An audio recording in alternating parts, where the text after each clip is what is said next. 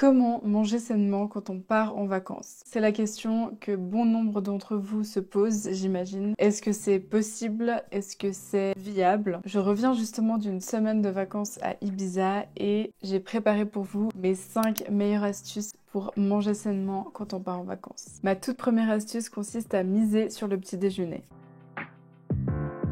Ce que je fais quand je pars en vacances, c'est que je m'assure toujours d'avoir un petit déjeuner qui est équilibré et qui contient surtout beaucoup de fibres et de protéines. Les protéines déjà, c'est essentiel d'en avoir une certaine quantité par jour pour notre bon fonctionnement général et notre bonne santé, pour notre énergie, pour notre équilibre hormonal. C'est vraiment hyper important. Vous ne pouvez pas omettre de manger des protéines dans votre journée. Et puisque ensuite on ne sait pas vraiment exactement ce qu'on va manger, quand c'est qu'on va manger, les restos, etc. Au moins, si vous vous assurez d'avoir un certain apport de protéines dès le matin, ça va déjà limiter les dégâts, entre guillemets, et ça va aussi réguler vos sensations de faim et de satiété. Si vous mangez suffisamment de protéines le matin et suffisamment de fibres, les fibres vont aussi avoir cet avantage de tapisser votre intestin grêle, ce qui fait que quand vous allez manger par la suite, que ce soit des fruits ou je ne sais quoi, votre glycémie va moins piquer. Et comme je vous l'ai expliqué plein de fois sur cette chaîne,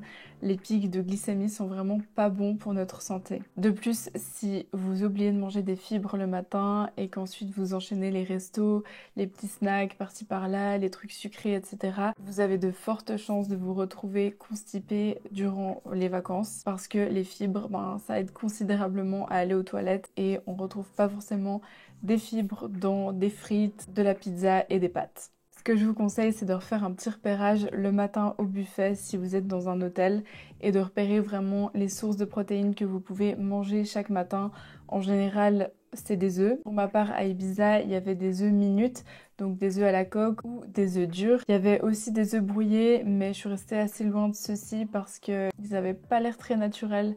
J'avais l'impression qu'ils avaient ajouté de la texture, du beurre, du lait ou de la poudre de je ne sais quoi pour leur donner une texture très spéciale. Donc je suis plutôt restée sur les œufs durs et les œufs à la coque, ça c'est une valeur sûre. Vous avez souvent aussi des tranches de jambon, des tranches de dinde, du saumon fumé, des choses comme ça. Donc vraiment faites le plein de prot le matin, ça va vraiment réguler votre glycémie et vos sensations de faim, de satiété, vos fringales, vos envies de sucre pour le reste de la journée. Profitez aussi de manger des fibres, donc j'entends par là tout ce qui est légumes verts, s'il y en a, ce serait vraiment top. Moi malheureusement il n'y avait pas tellement de légumes verts, donc je me suis plutôt concentrée sur la salade, c'était le seul truc qu'il y avait, donc bon, j'ai pris de la salade au petit-déj, mais c'est pas grave, ça allait très bien aussi.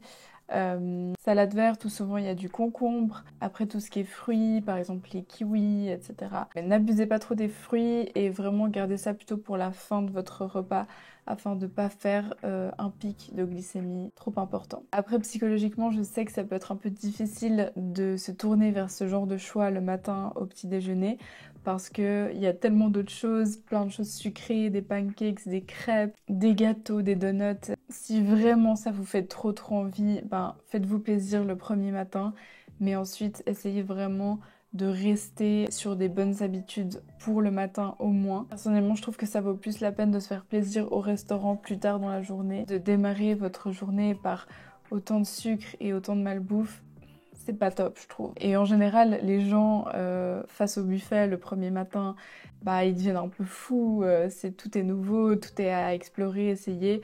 Donc à la limite, faites ça le premier matin. Ensuite, c'est bon, vous avez goûté, vous savez à quoi ça ressemble. Donc vous pouvez rester sur vos bonnes habitudes et votre petite routine matinale au buffet le matin. Et honnêtement, vous n'allez pas le regretter parce que quand on est en vacances et qu'on visite, qu'on découvre, on a envie d'être en pleine forme, on a envie de se sentir bien.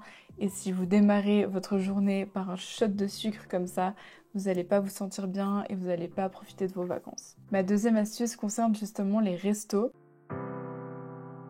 Quand on est en vacances, les restos, c'est un passage obligé, c'est quelque chose que tout le monde fait en abondance en général. Et tant mieux, franchement tant mieux, parce que c'est pas tout le temps comme ça, donc autant en profiter et je suis la première à aimer me faire plaisir au restaurant, à manger des choses que j'ai pas l'habitude de manger. Mais si je peux vous donner un petit conseil pour les restaurants, si vous arrivez, c'est de miser sur les protéines. Si vous partez particulièrement en bord de mer, tout ce qui est fruits de mer, poissons, poules, crevettes, moules, etc., c'est super bon pour votre santé et c'est plein de bonnes protéines. Ça va vraiment, comme je le disais pour la première astuce, permettre de réguler vos taux de sucre dans le sang, éviter le pic de glycémie trop important quand vous allez manger ça avec vos frites, votre riz, etc. Et comme je l'ai dit aussi avant, les protéines c'est hyper important.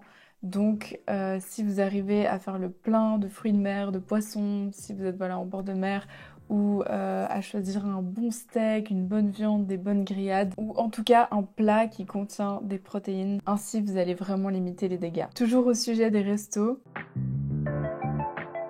si vous avez décidé de faire péter les glucides au restaurant, donc je pense notamment à la pizza, aux plats de pâtes, aux frites, au pain. Une petite astuce qui pourrait considérablement limiter le pic de glycémie serait de commander une petite salade verte en entrée juste avant votre plat.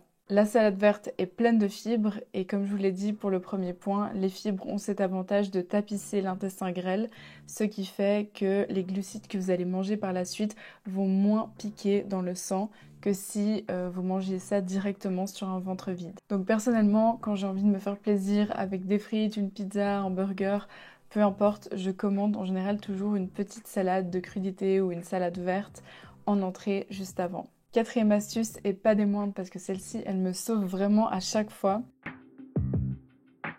Au restaurant, vu que justement on en fait tout plein et des fois on en fait tous les jours, toute la semaine, pendant vraiment longtemps, pour éviter de me commander des desserts au chocolat bien sucrés après chaque repas, parce que personnellement je fais clairement partie de ces gens qui ont besoin de finir leur repas sur une touche un petit peu sucrée. Ben si on n'a rien avec nous et qu'on est au restaurant, les seuls choix sur la carte c'est en général des trucs hyper sucrés, alors qu'à la maison, ben, c'est plutôt un petit carré de chocolat noir. Alors ce que je fais justement, c'est que j'embarque mon chocolat noir avec moi et ça me sauve vraiment à chaque fois. En fait, j'embarque carrément les plaques de chocolat avec moi parce que, bon ça dépend où, mais je trouve pas forcément partout mon chocolat à 90%. Donc souvent je le prends avec moi dans mes valises et je me prends un petit carré que je mets dans un mini Tupperware, une petite boîte, au cas où il fait un peu chaud et qu'il fondrait un peu.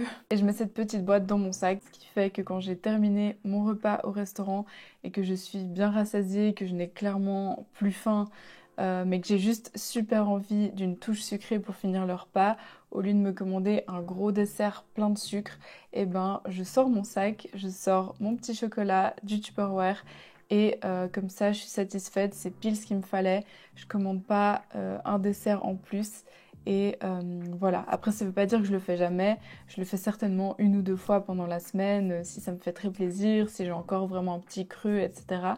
Mais ça m'évite en fait de finir un peu frustrée mon repas en me disant non, commande pas de dessert et ben, de pas pouvoir avoir ma touche sucrée en fait. Très bonne astuce, je vous conseille. Finalement, mon dernier conseil, c'est de pas trop vous prendre la tête.